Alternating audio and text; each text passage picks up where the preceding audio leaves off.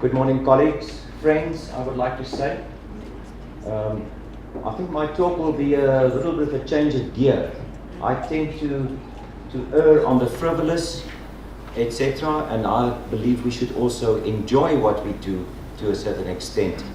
Jansi, I hope that you will approach the Institution of Civil Engineering for books for your next workshop.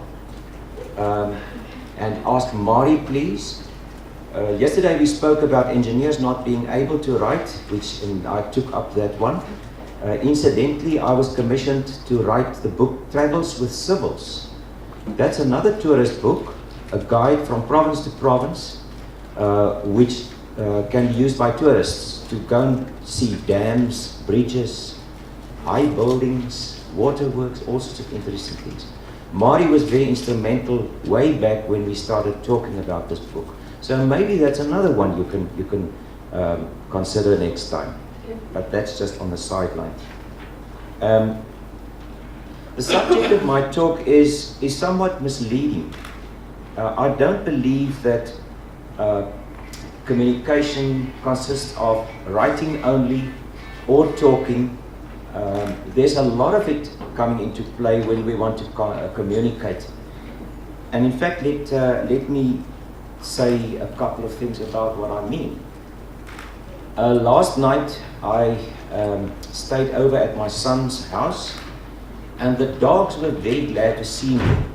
But obviously they didn't speak English or Afrikaans, but I knew from their barking they were glad to see me, and I spoke to them in dog language. Then last night his cats came to visit, and this morning one even tried to type as well when I was busy, and I had to talk cat talk. So all sorts of different languages. I believe that most of our senses come into play when we want to communicate. So it's not only about the written or the spoken language, it's much more than that.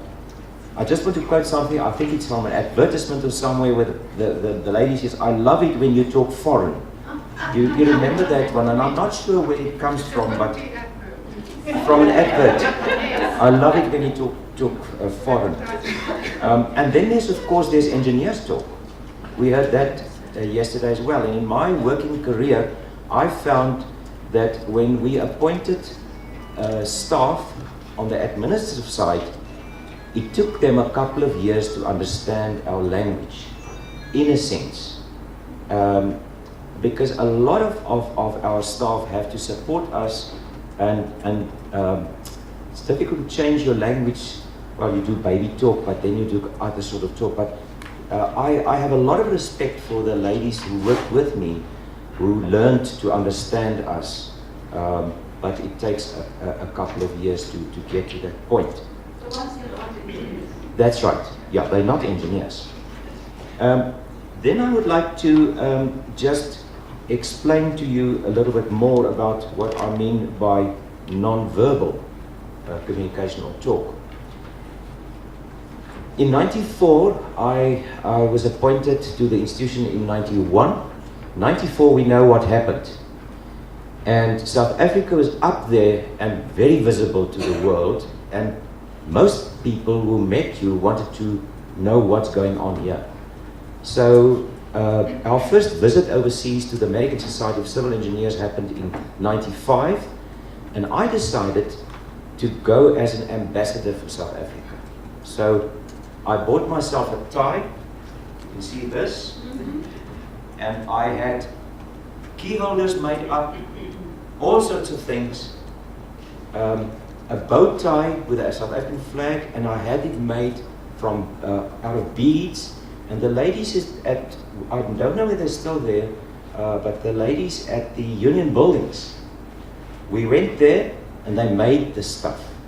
So everywhere where I traveled, and I had stickers on my suitcases, etc. The flag was so well known that I didn't say anything, but people would say, "Oh, South Africa," and then the communication starts, and then you can tell the story, etc. There's also around that time we decided we need a logo, and you know logos speak a lot if they cleverly designed. And we had a competition, and this one came out, and you probably can't see it properly, but this is a stylized bridge. And the slogan is, "We bridge the gap." Now this is with schools and school learners got recognized all over South Africa as we went around with our bridge building competitions, water competitions at later stage, and young people would see this and they say, "Oh, that's the civil engineer." So in terms of language or communication, there's lots of ways to do it. By the way, those of you who have been to London, when you go onto the undergrounds or the tubes, they keep saying when you approach, mind the gap in the trains. And I got very tired of this, and I said at one of the meetings, I said, "Why do you keep minding the gap? Just bridge it." But the British didn't like that much, hey? But from my point of view, bridge the gap, stop minding it. But anyway, so that's a little bit light-hearted. Then there's the word voetsek. Now, I believe that's most probably a very common language, and I've tried it out all over the world. I even tried it out on some people in Paris who came to make as if they want to sell me a ring. Now, the first time I looked, and the second time I knew this was a trick. And as they approached, I shouted, "Voetsek!" Now, there's a little bit of a gesture in this. I don't think they understood the voetsek, but they didn't come closer. So once more, a gesture and a word. And by the way, I don't know who of you know the origin of the word voetsek. Who knows the origin? Mari says she does, and I told another guy this morning, it's most probably from the Dutch that says, "Voort zeg ik." So, away with you. Voort, go away. En ek sê vir jou, weg is jy. So, ja, weg is jy is 'n ander ding. So, voetsek is a rather commonly understood language. So, that's what I mean by common languages and gestures, etc. For me, it is, however, very important to respect the language of another person. It's not so long ago when the Afrikaans people, when they when they came to school first, and that's not so long ago. If Mari will testify to that, not that she's that old, but anyway, most of the Afrikaans children lived on farms, etc. And they then had to go to school. And when the English came and they battled with this foreign language, they were sent to the corner, and they were called donkeys. Now that comes from Dutch, which means you're a slow or a person who can't learn properly. So it's for me so important that we have respect for each other's languages and one another's languages. And I find in the Western Cape a very interesting thing. Up here I spoke a lot of English. Down there I speak a lot of Afrikaans. But of course English as well. And in the Western Cape the main languages are Afrikaans, English and isiXhosa. Now, the Western Cape government, we spoke about government policy, is that those are the three official languages. In Overstrand, where I'm a councillor, we, for example, advertise tenders, everything in the three languages, so it is possible. In our council meeting, we have interpreters, so if you want to speak Afrikaans and somebody speaks only English, there's an interpreter, or any way around. And initially it was difficult for us because it takes time to translate. We got used to it, and it happens. So that's the respect part of it. Oh yes, and just a last, this is and then I'll jump into this. Afrikaans is also known as the kombuistaal, the kitchen language. Now I'm not sure if all of you know that, but it shows you languages come from somewhere, develop, but are sometimes looked down at. And if you talk Afrikaans today, it's a language, most of the technical stuff we can converse in, but it only started a couple of 100 years ago. So my view is that in the so-called African languages, there's time, but it needs effort to go there. It needs effort, and it needs that respect. So I salute everybody who's busy with that. In this slide, you will see that we have those letters of the alphabet, but when you talk science engineering, there's a couple more. And it can get very confusing for young people when the first time you say it's alpha or omega or something like that.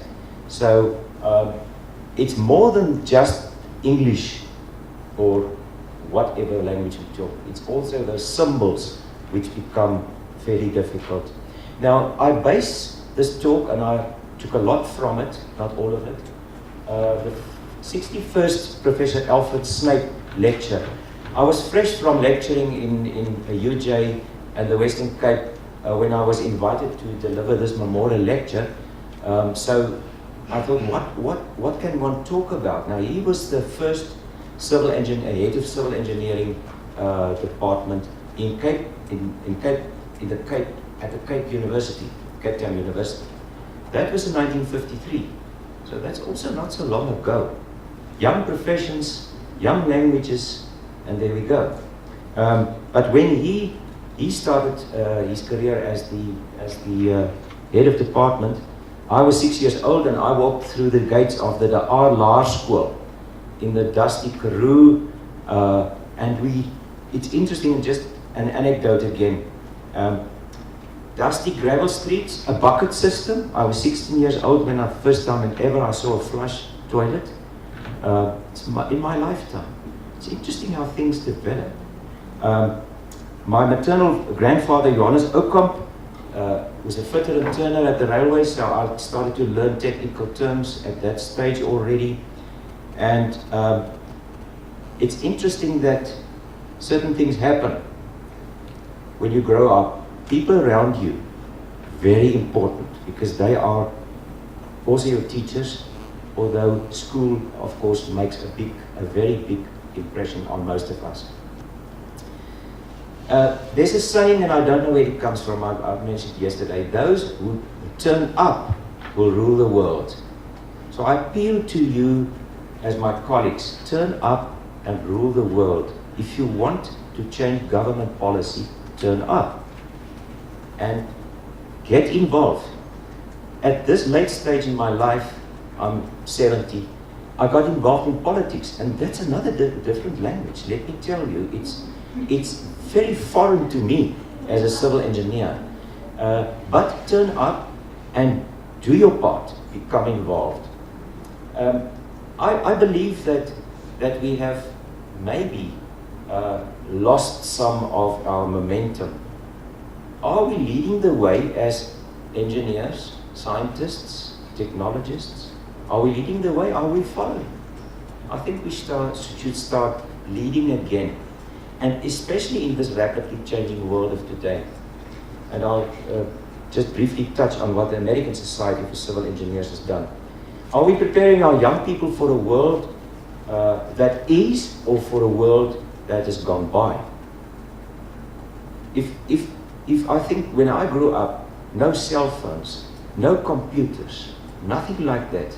Now I get so irritated when the young people start taking out this cell phone,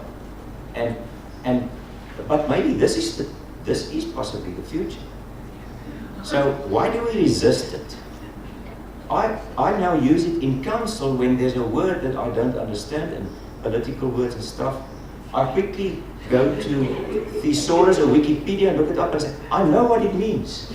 So I'm not using the technology. So maybe we have to prepare our young people, not for the past A, B, C, D, E, but to prepare them for their world that they face. And that's going to be difficult, because the future is unsure.